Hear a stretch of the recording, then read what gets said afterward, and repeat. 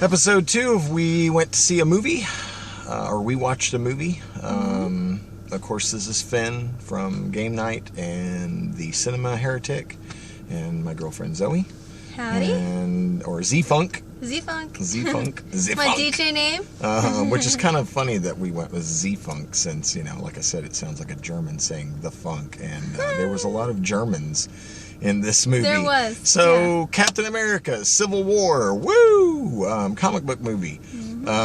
We went to go see it. Pretty good. I mean, I liked it. It was enjoyable. A good action popcorn movie. SpiderMan was awesome. Yeah. Although it is weird that Aunt May is very attractive now. Isn't that kind of?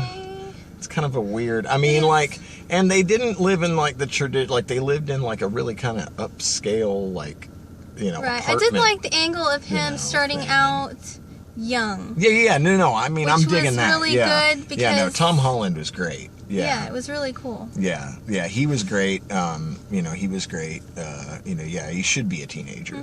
I mean, Spider-Man and a believable teenager, not Tobey Maguire, who's not like a 30-year-old at the time or something. Right, not a 30-year-old trying to play a teenager. Yeah, it's not. It was was a kid. It was like 21 Jump Street with those first Spider-Man movies. But yeah, this is right. It's like your 20-somethings, 30-somethings trying to be high schoolers. But yeah, he was believable. He was an actual kid, and really cool. I like the fact that he had a New Yorker accent.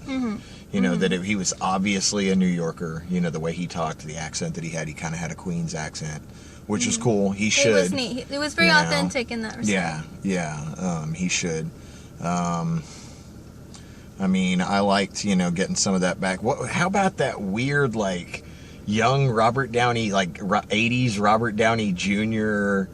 kind of moment at the beginning there. Wasn't that weird? Wasn't that it was so weird? crazy. It was. I mean, it was really well done. It was well done. It was kind of it was like watching Less Than Zero all over again or something like that. But he was in better shape. Right? Yeah, I know. Right? It was how screwed up is that? The perfect version of young Robert Downey Jr. Exactly. That's no doubt. Yeah, that young Robert Downey Jr. was probably in significantly better shape than the actual real young Robert Downey Jr. Right? That we actually got. But I mean, it was good. I was actually, it did surprise me. I was kind of half expecting them to kill Cap at the end. Because I'm trying to avoid really comparing this to Batman versus Superman. I don't want to do that in this review. Yes, that you can do a lot of comparison. They're very similar storylines. There's a lot of they're hitting on a lot of similar the marks. Connections between the characters, right, the conflict between characters, and all the things conflict. Like that. So I mean, there were certainly elements that were similar to BVS, but I mean, it's a better movie, no doubt. That's no question. Captain America: Civil War is a better movie than. And Batman I've enjoyed all Superman. the Marvel films that I've seen. Yeah, they have really good product. They're they're I don't witty, know they're smart, and they're just. And there's still elements of fun to it. They're real fun, and there's always. It's not overbearingly earnest. Yeah, I mean, they have always tried to throw in little one-liners and stuff to kind of keep it light, kind of bring it back to break it up. Yeah. And I mean, that's one really cool thing about them that I've always dug about them. That's a fair point. They are very very kind of light and still keep that lightness and that fun. Well, it's not so light that it's right, that you can't take it serious. So it's camp, right? It's not campy. Yeah, it's they not. Got the right it's not Joel serious Schumacher. Moments. They got the right serious moments. Yeah. But they got the fun, light moments when it's all well placed. Yeah, exactly. That's very well placed, very well crafted. A lot of really good. They're hitting all the right marks at the right times. Right. And that's one thing that I think the DC stuff is certainly lacking, is that they're and it's weird because I mean, it's all the Marvel movies seem to have these kind of similar beats and rhythms, and they kind of always hit these same notes, but they're all different directors. And I mean, I don't know if there's just one producer who is kind of ensuring that all these right rhythms get hit, or if they kind of give them, is there like a, you know, do they have like a training course for them, or do they, one of the producers, you know, well, yeah, Stan Lee was an executive producer on this one. I noticed that. As far as I know, he has not been much of a producer on all of them necessarily. I was just trying to think of maybe there's some. I don't know. I'm sure there's probably something. Does some consulting. I mean, I'm sure there's some amount of, and some other people that he knows from the Marvel. Because this is a very, I think, but all I the think Marvel it goes people beyond are very Stan, involved though. in this. Right, but it also goes beyond just Stan. No, I know. And I'm obviously just trying to there's think some of sort of unifying to how principle. they just connect together. Yeah, and it may just be that Marvel has a big hand in it. Well, yeah, I think that's definitely a big part of it. But like I was saying, I think there's definitely obviously some sort of a standard that they set, that they make sure every director kind of knows, you know, that we're expecting. These are our expectations. If you hit all these notes, you're golden. You know, whatever your story is, however you put it together. Because they're not all the same either. I mean, they're obviously all different films, and no matter which ones they build up to that lead into others or bleed into others or whatever, they're always, though, hitting these same kind of rhythms and beats and, you know, different stuff like that. I mean, it was, like I say, I was surprised because I was expecting them to kind of kill Cap off at the end. And again, not because of BVS and not because of what happens at the end of BVS with, you know, Superman and all that. By the way, spoilers. If you haven't seen either one of these films, you're already too late now. But you probably shouldn't have watched this review in the first place because spoilers, like who cares? So just so you know, these reviews are going to be spoiler-filled, Joe. So I mean, I'm not worried about that. So if you don't want to hear any spoilers, don't watch these reviews until you've seen the movie. So because we did the same thing with Green Room, last night. We did kind of give away a few things, not too much, but just a little bit. But no, I mean it. I expected it because of that, but I kind of also expected it because that's what happened in the Marvel Universe with that particular storyline, with the actual Civil War storyline. Is at the end of it, of course, Cap gets shot, and Bucky replaces him as Captain America for a while, and I kind of expected that to be the case, and it was actually kind of the reverse.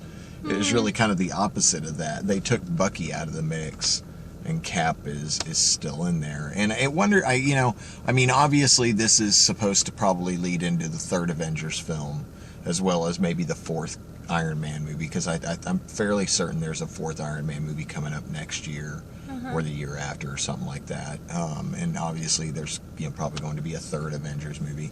I still haven't seen the second one. I still need to see that. And obviously there was a lot to do with the second Avengers movie in this movie. The Sokovia, all that stuff with what happened in Sokovia, that happened in Avengers Age of Ultron, and I know that just from what little I have heard about it and whatnot, but I haven't actually seen it, so I do still need to see that one.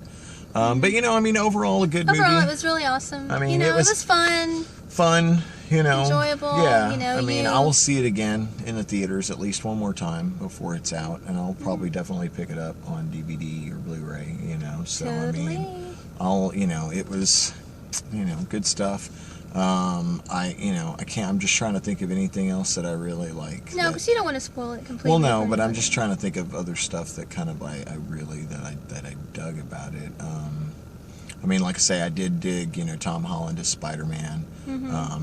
Yes, Marisa Tomei. That's the thing, is Marisa Tomei does a great job. It's just kind of a little jarring that it's because it's not your Aunt typical. May is so like stylish and cool and kind of hot, and it's. Am I gonna lead into her having a romantic interest with somebody?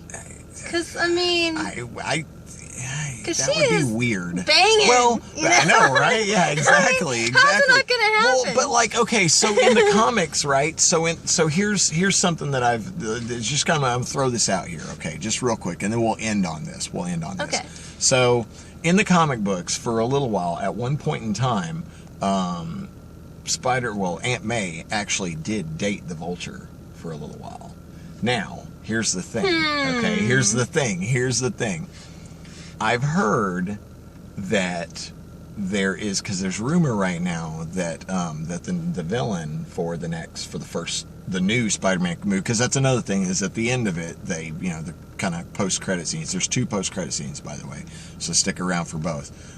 You get the first one with Cap and Bucky, and then you get that second one, and obviously the Black Panther movie kind of, saying, hey, there's going to be a Black Panther movie, and I'm pretty sure it's going to deal with Bucky being there in Wakanda, and they're probably going to come for Bucky. Yeah, I really dug the Black Panther character. Black Panther was great. So cool. He was great. He was really good. That was very well done. I'm glad we touched on that, because we didn't really talk about that. But yeah, Black Panther, very well done. I'm excited for the Black Panther movie. I can't wait to see it. That actor, I'm not sure what the actor's name is, but he was perfect. He really, it was great. He sold his character very well. Yes, very much. And they stuck to the comics with this character. His character was exactly the way he is in the comics. Perfect. But no, so the second one, the second end credit scene, they do say that Spider-Man will return.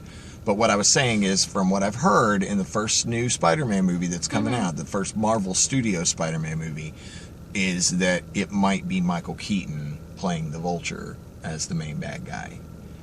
This is rumor. This is the rumors that I've heard. Mind you, strange. I heard that on Fat Man on Batman. Okay. Shout out to Kevin Smith and Mark Bernardin on Fat Man on Batman. YouTube.com/Kevin Smith. Check him out. But it is an interesting theory, and that would lead into what you're talking about with Aunt May having a love interest. They could work that whole storyline, and then you kind of have that. You have that added extra bit of conflict with him having this whole weird kind of like, that's my aunt and I don't like you dating her, and then he finds out that he's the Vulture, and and then he's having to fight him in the in his costumed identity, but at the same point he's dating his aunt, and there's kind of a weird, you could have a weird dynamic there, and then you're going to have to introduce all of the the regular Spider-Man universe kind of stuff, like the Daily Bugle and J. Jonah Jameson and all that, which he's going to have to be dealing with that at the same time, and so you got a lot of really good story elements out of that possibility. But I mean, who knows?